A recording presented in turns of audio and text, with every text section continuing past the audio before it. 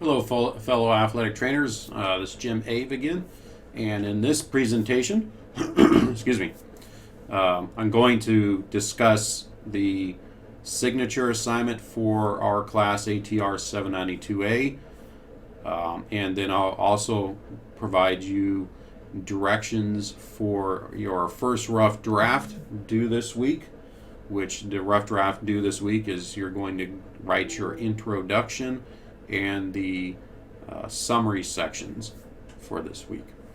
All right, what I did not discuss in the last presentation is what is a signature assignment. You'll see that in all your syllabi in our graduate program, and the signature assignment is the main assignment in our graduate program that is designed to assess your meeting of specific program level student learning outcomes and course level student learning outcomes. And so for this class, our signature assignment is the professional portfolio assignments. You'll have 3 of those, one due per month.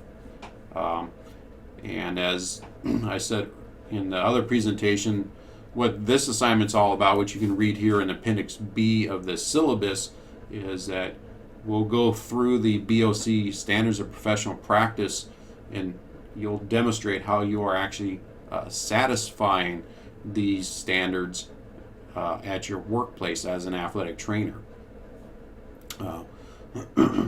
Each portfolio has a specific code or standard assigned to it, and we'll talk about that as we go along. So what you should have in front of you while I'm going through this presentation is the syllabus, because I'm on Appendix B of the syllabus. You should also download the ATR 792 professional portfolio template that's in the course documents in our class. It's already been formatted for you. This assignment's been formatted, so just follow along on the formatting. And I'll go over that as we go along. And the other thing you should download is I provided you an example. It's the PE portfolio example, and the reason why I'm giving you a PE one and not an athletic training one example is because if I provide you an athletic training portfolio, you're just going to copy and paste what other people wrote, and I don't want that. You need to do your own work. So what this example will help you with is to help you with what the writing should look like, the formatting, and those type of things. Let's go back to our syllabus and go over some of the big picture things, which I have in the assignment directions. I've also provided information within the template for you. But some words of advice: this is your portfolio, should have your reflection on your abilities and your character.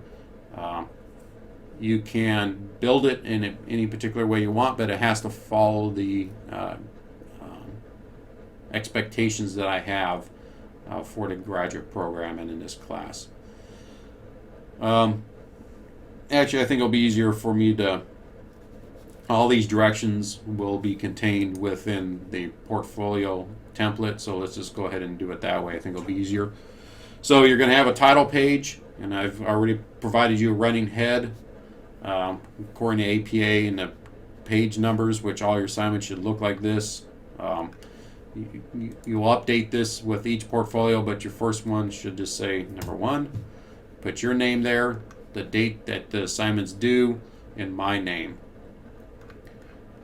We'll have a table of contents, and this will grow. So if you look at the PE portfolio, so we have all that information here, and you'll see the table of contents. Let's make this a little bit smaller.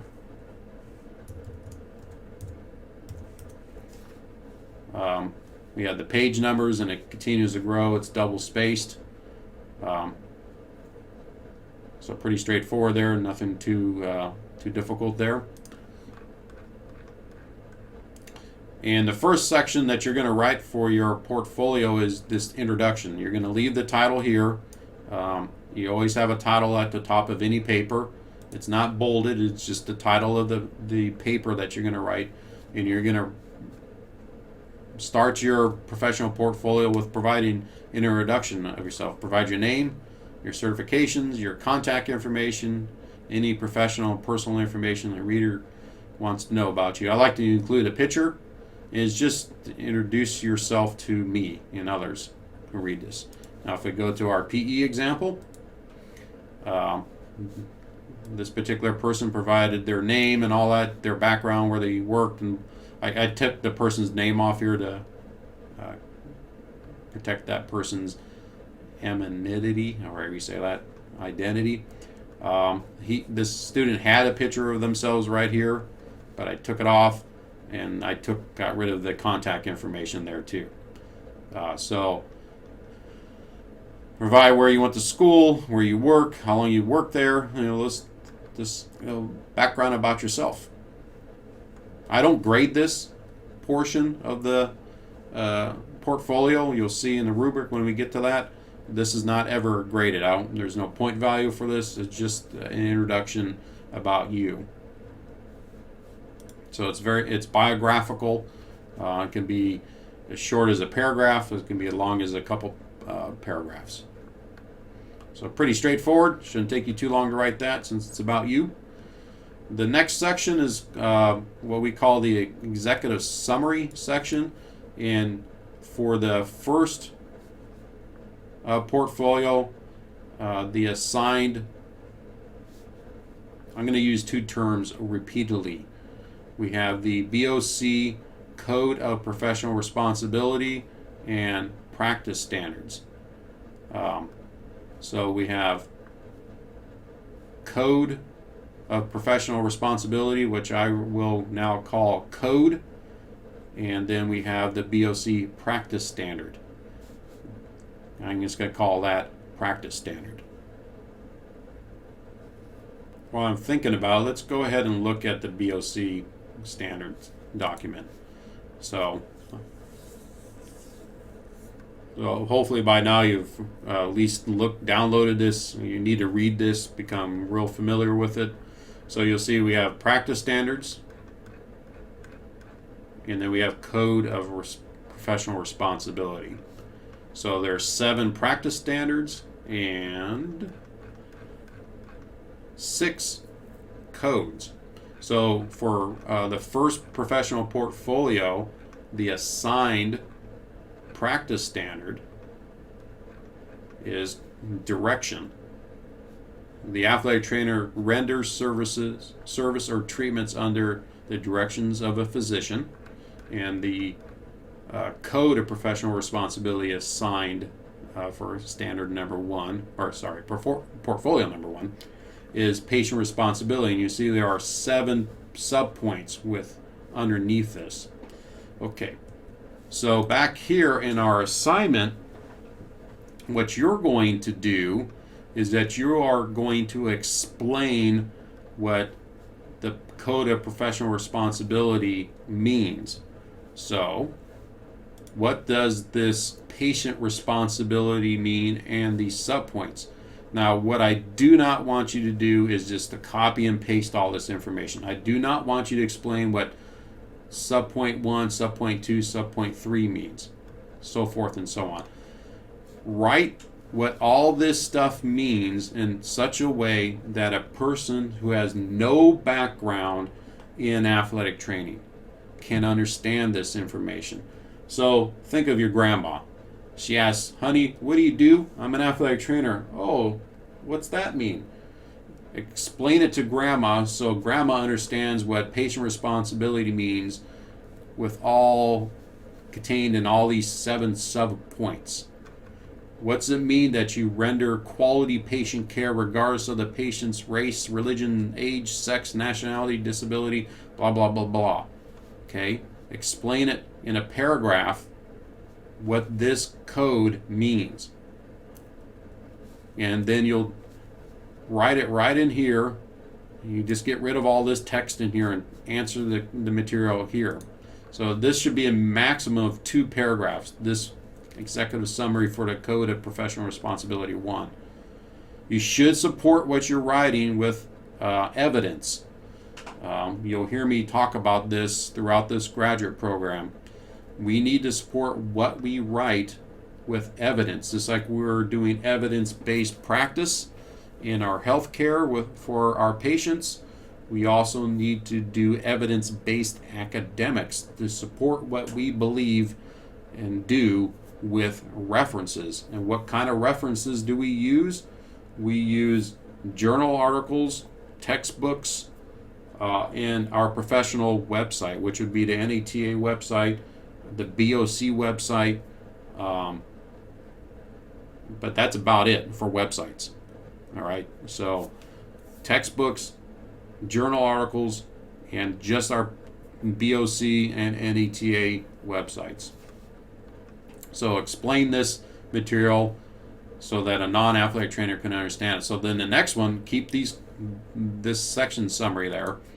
Explain what it means that you are under the direction of a doctor. Explain that to grandma so grandma can understand what that means. It needs to be at least a paragraph, but no more than 2 paragraphs. So that's what you're doing this week. This week you're writing your introduction and you're writing these 2 executive summaries. Executive summary for patient responsibility, subpoints 1 through 7, and practice standard 1 under the direction of a physician in such a way that a non-athletic trainer can understand it, and you support your executive summary with quality references. Then since you should be citing at least the BOC document itself, in this you need to have a reference page this week. So I'm going to scroll all the way down towards the end of this document, and this is the reference page, which comes at the end of your paper before the appendix A. And it should be, this is the format for when you actually do your courage in calling reference or citation, which won't have this first week. But if you go to the syllabus, I'm going to scroll up on the old syllabus. This is the correct APA reference page format for our standards, our BOC standards. So you can just copy and paste this into the template here. So that's all I'm going to go over in this presentation is what you have to do this week, which is your introduction and the executive summaries for your first portfolio. That's due this Sunday by 11:55 p.m. using a Word document. You'll attach that in the assignment link. I'll give you feedback next week on how you could improve that, and you'll make those changes for your second rough draft, which our second rough draft will be on the next section of our portfolio, which is going to be the artifacts section. Now let me say something else. You should remove all this other template information from your rough draft, because all I want to have you turn in is what is due for this first week. So get rid of all this. You see it's pretty long, all this stuff. So get rid of all that text and just write what you have and turn in what you have for your portfolio. If you have any questions on what we're trying to do or what you're attempting to do for this rough draft, please post it in the Q&A forum. I'm here to help. Look at this example from the PE world. You should be able to understand what this PE teacher is telling you, because since you're not a PE teacher, their goal is to write this information in such a way that a non-PE person like ourselves can understand it. So that's our goal, and so that's why I'm providing this as an example for you. This rough draft's worth 5 points. It's the whole point of just to make sure that you are on the right track with this particular assignment, and so I can assist you through this process.